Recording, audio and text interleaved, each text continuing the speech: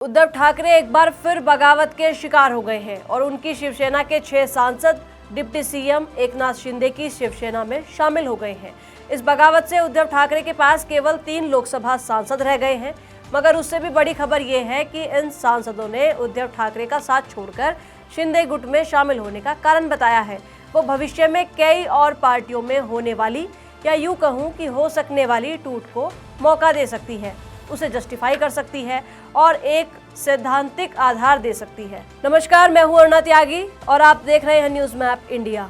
उद्धव ठाकरे गुट के राज्यसभा सांसद संजय राउत ने एक बड़ी सलाह दी थी कि जिन पार्टियों का जन्म कांग्रेस से अलग होने के कारण हुआ है, जो पार्टियां कांग्रेस के विभाजन से बनी हैं, उनको अब एक साथ कांग्रेस में आ जाना चाहिए, क्योंकि इनकी विचारधारा आज भी कांग्रेस की ही है। इन पार्टियों को वापस कांग्रेस में लाने के लिए शरद पवार साहब को पहल करनी चाहिए। संजय राउत की इस सलाह को ना तो शरद पवार ने माना, न किसी और दल ने, लेकिन ये सलाह उनके अपने ही सांसदों को चुभ गई और उन्होंने उद्धव ठाकरे के गुट से अलग होने के पीछे जो कारण बताया, वो यही बताया कि उद्धव ठाकरे को पूरा अंदेशा था कि उनकी पार्टी के 6 सांसद उनका साथ छोड़ने वाले हैं। इसलिए संजय राउत ने मुंबई से दिल्ली तक बहुत भागदौड़ की और बागियों को चेतावनी देने की कोशिश की, लेकिन तब तक बहुत देर हो चुकी थी।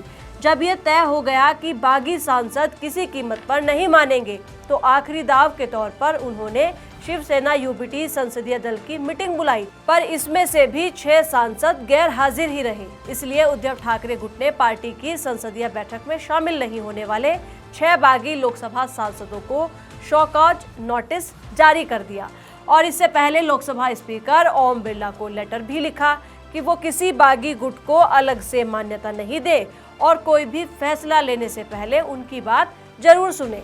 लेकिन इन 6 बागी सांसदों ने इनकी सबकी परवाह किए बगैर एकनाथ शिंदे के नेतृत्व वाली शिवसेना में अपने गुट के विलय की प्रक्रिया शुरू कर दी। बताया जा रहा है कि उद्धव ठाकरे से अलग होने वाले सभी 6 सांसद एकनाथ शिंदे गुट के सांसद श्रीकांत शिंदे और प्रताप सरनाईक के साथ ओम बिरला से मुलाकात कर चुके हैं और उन्होंने एक लेटर भी सौंपा है, जिसमें यह आरोप लगाया गया कि उनकी पार्टी शिवसेना यूबीटी संस्थापक बाला साहेब ठाकरे की विचारधारा और हिंदुत्व से भटक गई है। शिवसेना का गठन कभी भी कांग्रेस इकोसिस्टम का हिस्सा बनने के लिए नहीं किया गया था, जबकि उद्धव ठाकरे इस पार्टी को कांग्रेस में विलीन करना चाहते हैं। इस लेटर में उन्होंने कांग्रेस और उद्धव ठाकरे की पार्टी के बीच बढ़ती वैचारिक निकटता पर चिंता जताई है। इसके अलावा हमारे पास जो जानकारी है, उसके मुताबिक इन सांसदों ने पहले मीटिंग कर 4 पेज का एक प्रस्ताव भी पारित किया, जिसमें ये कहा गया कि उन्हें अपनी पुरानी पार्टी के नेतृत्व पर भरोसा नहीं रहा, क्योंकि उसने बाल ठाकरे और हिंदुत्व की विचारधारा को छोड़ दिया गया है। उन्होंने दूसरे प्रस्ताव में कहा कि वो कांग्रेस में शामिल नहीं होना चाहिए, इसलिए वो इस पार्टी से अलग हो रहे हैं। उन्होंने ये भी दावा किया कि कोई अलग गुट नहीं बनाया है, बल्कि वो सीधे अपनी मूल पार्टी यानी शिंदे की शिवसेना में शामिल हो गए हैं। इसलिए लोकसभा अध्यक्ष संसद में उनकी सीटें विपक्ष से हटाकर सत्ता पक्ष की तरफ कर दें। इसके साथ ही इन सांसदों ने इलेक्शन कमीशन ऑफ इंडिया को भी पत्र भेजा है।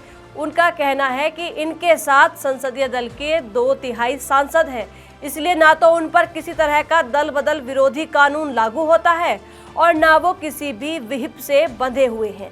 इस पूरी कवायद के साथ उद्धव ठाकरे की पार्टी में तोड़फोड़ का ऑपरेशन टाइगर पूरा हो गया है। सोचिए, बागियों ने उद्धव ठाकरे की शिवसेना को तोड़ने के लिए क्या तर्क दिया। उनका दावा है कि उन्होंने किसी डर दबाव या लालच में आकर उद्धव का साथ नहीं छोड़ा, बल्कि इसलिए छोड़ा क्योंकि उद्धव ठाकरे कांग्रेस के नजदीक होते जा रहे हैं और वो कभी भी अपनी पार्टी का कांग्रेस में विलय कर सकते हैं। हालांकि संजय राउत ने ये सलाह उन पार्टियों को दी थी जो कांग्रेस से टूटकर बनी थी, जबकि शिवसेना या बाला साहेब ठाकरे कभी कांग्रेस का हिस्सा थे ही नहीं। शिवसेना का गठन तो मराठी मानुस या मराठा अस्मिता के लिए ही हुआ था, लेकिन बागियों ने संजय राउत की सलाह को ही अपनी ढाल बना लिया। पर अब ये बात उद्धव ठाकरे की पार्टी तक सीमित नहीं रहेगी। पश्चिम बंगाल विधानसभा चुनाव के नतीजों के बाद देश का पॉलिटिकल सिनेरियो काफी बदल चुका है।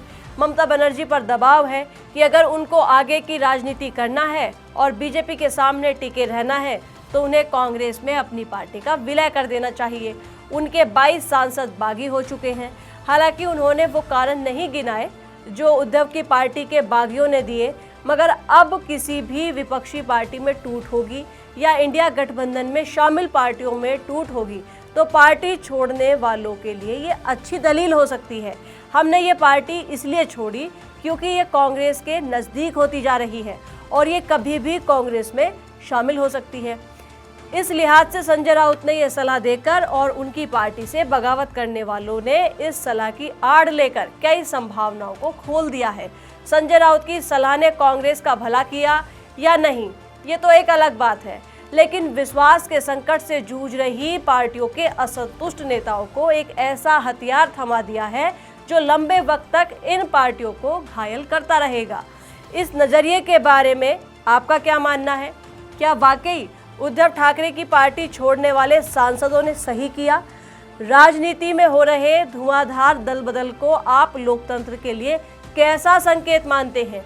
कमेंट में जरूर बताइएगा और ऐसी ही खबरों के लिए न्यूज़ मैप इंडिया को सब्सक्राइब और वीडियो को शेयर जरूर कर दीजिएगा। बहुत बहुत धन्यवाद।